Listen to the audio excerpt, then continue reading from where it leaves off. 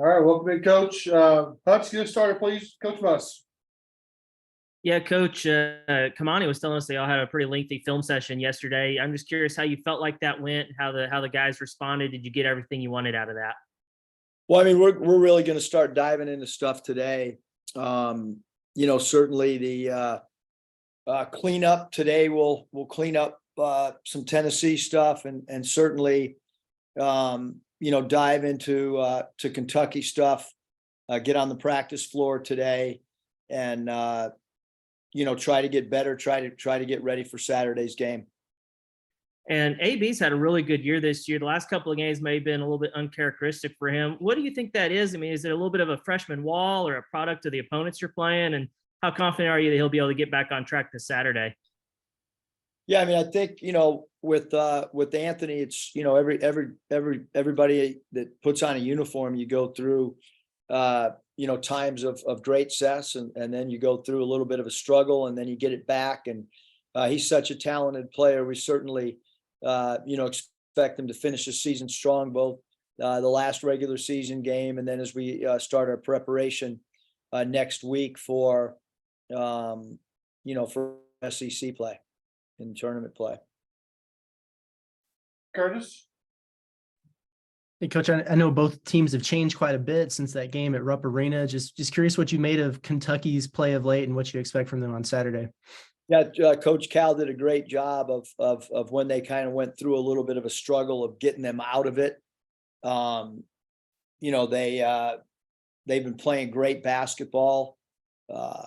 Obviously, lost yesterday at home to Vandy, but they've been playing great basketball. Livingston's improved, which is what you want out of a younger player. And he's done a great job of offensive rebounding, cutting. He's shooting the three better.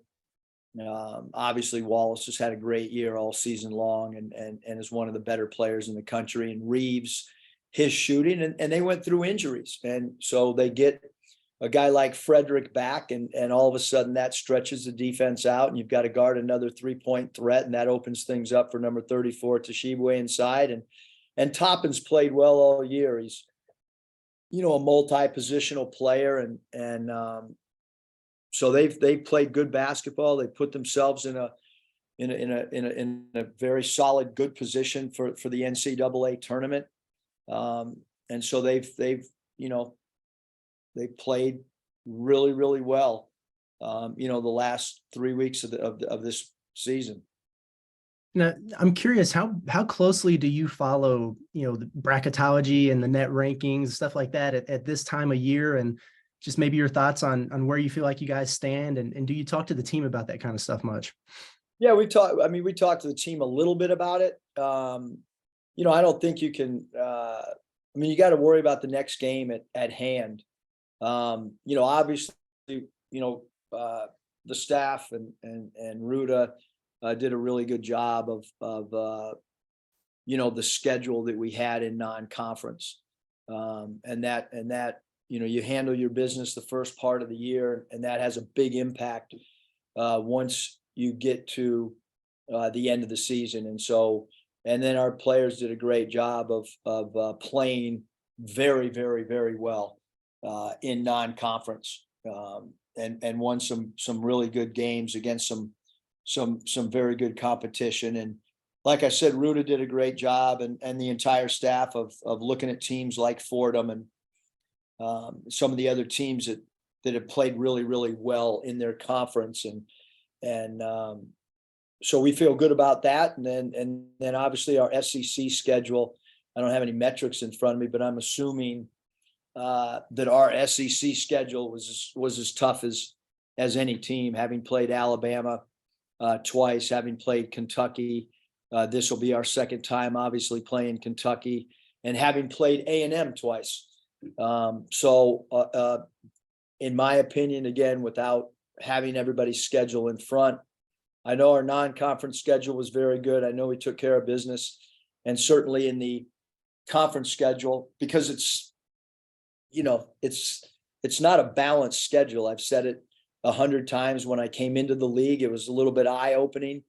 How the balance of schedule can can kind of really affect your schedule. And up until this juncture of my coaching career, every place I've ever been, it's been a balanced schedule. It's a balanced schedule in the NBA where you play everybody in the West a certain amount of times, you play everybody in the East once at home and once on the road. The Mountain West was a balance. And so with this particular team, we've played, you know, it's a hard schedule and it's very hard schedule to end the year. You play on a Saturday at Alabama, you lose a close game, a game that really came down to a possession or two. You fly home Sunday and then you get on a plane Monday and play Tennessee. So you're playing the second ranked team, the 11th ranked team in back-to-back games. And now you have a ranked team in Kentucky coming in on Saturday. So long answer to a short question. Bob? Yeah, Eric, I'll follow that up a little bit. The net, I think actually your net went up a spot after you played at Alabama. And I can't believe, playing at Tennessee, they were 3 in the net. And I think Kentucky might have gone down, but they were 20. So, I mean, your net's still really high. I mean, obviously you want to win the game, but it looks like you guys are in pretty good shape for the NCAA tournament, no matter what happens. Yeah, I mean, again, I've never been a part of being in that room. But yeah, we feel with our scheduled non-conference and conference, not the record that we would like. Certainly wish we would have played better against Tennessee. And but there's been a lot of games that we've lost that we put ourselves in a good position to win. So I think we've proven that we can play with anybody. We've had 2 major injuries. It's been well documented that the number of games missed due to injury with our team is as high as any team in the country. And I'm not talking about, somebody gets hurt and misses a game, or 2, Kamani missed a couple games with his toe and Mikal missed a game. And I'm not talking about that, or somebody gets hurt and comes back. And I'm talking about guys out for extended period of time. And we've done a really good job of holding it together. And we had to reinvent who we are and we're still reinventing who we are. We're still experimenting with plays and different ways to get different players involved from an offensive standpoint. I think defensively, we've been pretty steady, all year with our scheme and how we're going to do things from a defensive standpoint. But certainly, the roster makeup changes kind of who you are offensively. And then Kamani, you're honoring him, I guess, because the other guys have eligibility left. I just wonder what you thought about coaching Kamani and his contributions. And then have you had any conversations with the other guys, the twins or Jalen, about their future plans? No, I mean, I think all that stuff happens after the year. With Kamani, he's been a very important piece, especially this year, because he and Devo were the only 2 that really knew what we had going on, other than Lawson and Cade. And so Devo and Kamani's voice on the practice floor certainly carried a lot of weight for this whole season. He continues to have a voice in our huddles and in-game situations and at halftime. And he's won us some games. Obviously, that game against San Diego State right now, that's a game that was a really important win for us on a neutral floor. And he came in and I would say that his contribution in that particular game was as great a contribution as we've had from anybody in any one given game against a really good opponent, not in our own building. So, all of us really appreciate, and we're, really proud too, that academically, that he's getting a degree and that was really important to Kamani and to his mom. And, just proud of how he's conducted himself, as a leader on our team. I got a couple more. You want me to just keep going, or do you want to turn it back? Or Let's give Scotty a turn first. He may ask one of your questions. I couldn't remember who's asked. Thanks, Bob. Eric, you talked in the past about player leadership being important to a team growing. Are you seeing that from a guy or, maybe a couple guys as you get into March?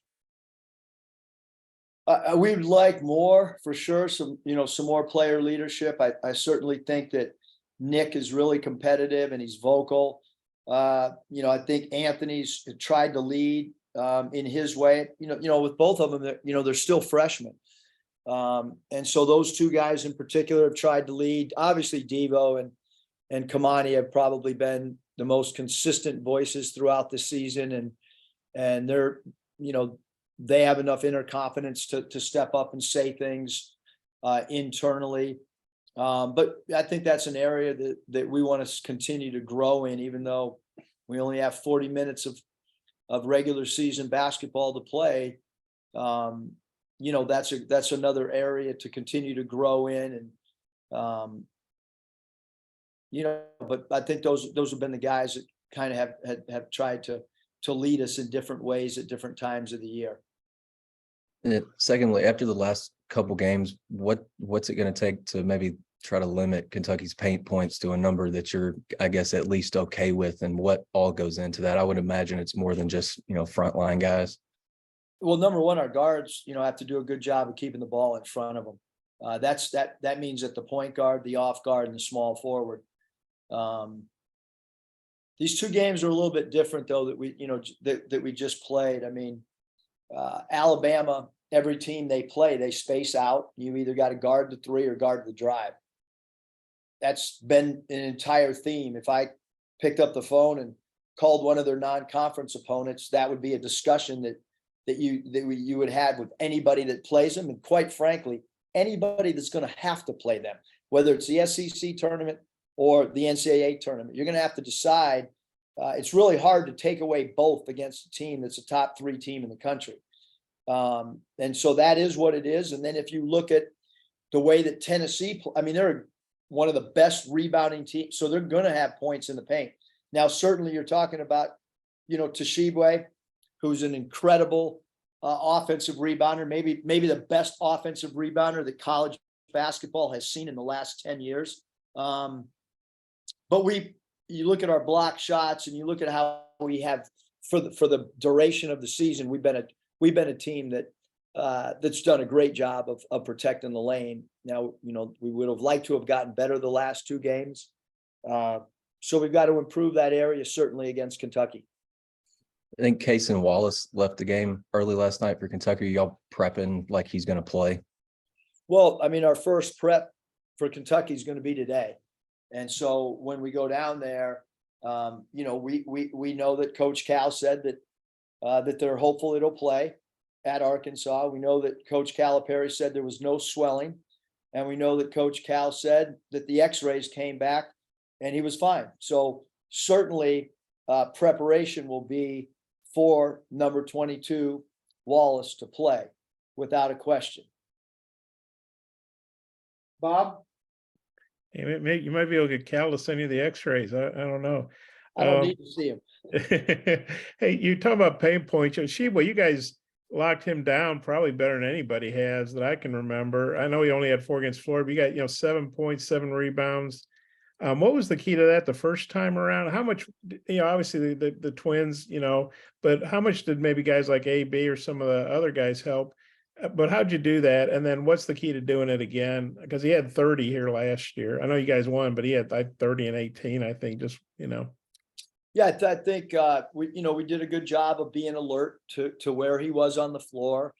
Every game's got its own theme, and so it doesn't really matter what happened in Lexington. Certainly, we've looked at the film on things that we did well, and certainly things that we want to get better at in that particular game. And I know that Coach Calipari and his staff are looking at different things that they can do. To get all their, we all want to get our best players, as many good shots as we can. And, we want to guard the 3 of Wallace and Reeves and Frederick. And Like I said, Livingston's improved, and Toppin is playing good basketball. So, but I did think in the game at Lexington, I thought that Jordan Walsh was really, really aggressive and had a big, big impact. It's one of his best games of the year. He was aggressive. I think they kind of helped off of Jordan, and he was really, really aggressive. So we need Jordan Walsh to have that same aggressiveness as he did in Lexington. But is it realistic that you could hold Sheboygan to similar numbers, or 2 games in a row that that just ain't going to happen? Or what? How do you feel about that? Yeah, no, I mean, I think that you got to, whatever happened last game, whether a player has a great game or a player, struggles. I mean, it's kind of out the door. And, you look at Tosheboy's average, and can you hold him under his average? And that's the goal with anyone that we play that we deem a star player. So we'll take a look at Oscar's numbers, field goal percentage, number of free throws attempted that he has, the offensive rebounds that he averages, his point total, his efficiency numbers, and we'll try to shrink those numbers to the best of our ability, just under his average will be our goal with him in particular, as well as what we deem their other star players as well. And we're getting ready for postseason honor time. Just wonder what you thought about AB's season. I know the last couple of games have been probably uncharacteristic, but taking his season as a whole, how do you feel about what he's done? Yeah, I mean, I think Anthony's one of the best players in the country. We've played him exclusively at the point guard position. I think he can play anywhere on the floor. I think he can play the 1, 2, the 3, the 4. Got an incredible, bright future. We hope that that he feels like he's improved greatly playing in this system, and I hope that he feels like all of our players that they've been given a lot of offensive freedom to grow their game, and and hopefully the experience minutes wise that he's gotten will help us as we start entering this new season that's going to be upon us starting Sunday when we wake up. One more thing on your schedule, Missouri outperformed the projections quite a bit. I mean, that's a good win for you guys here, and it's really not a bad loss in Columbia. They're 22-8, I think. So that helped your schedule too, didn't it? Missouri's emergence, or whatever you want to call it. Yeah, there's no question. I mean, Missouri did a great job of handling their business in non-conference, had a great non-conference, and then they've carried that same play and that same intensity. Their head coach, Coach Gates, has done a great job. Love their transfers that have come in, and those guys got great experience, and the pieces really fit. But a really, really experienced team, and love how those transfers have blended in. A lot of guys that did not play in the SEC that have contributed and bought into Coach Gates' system, because they're an older veteran team, and you can tell from the first game until even last night, the way they closed out that game with their veterans. They got down, they came back. That's what a lot of veterans do. Yeah, I think I'm good. Unless Thanks, you Coach. want to say something else. Peace and love.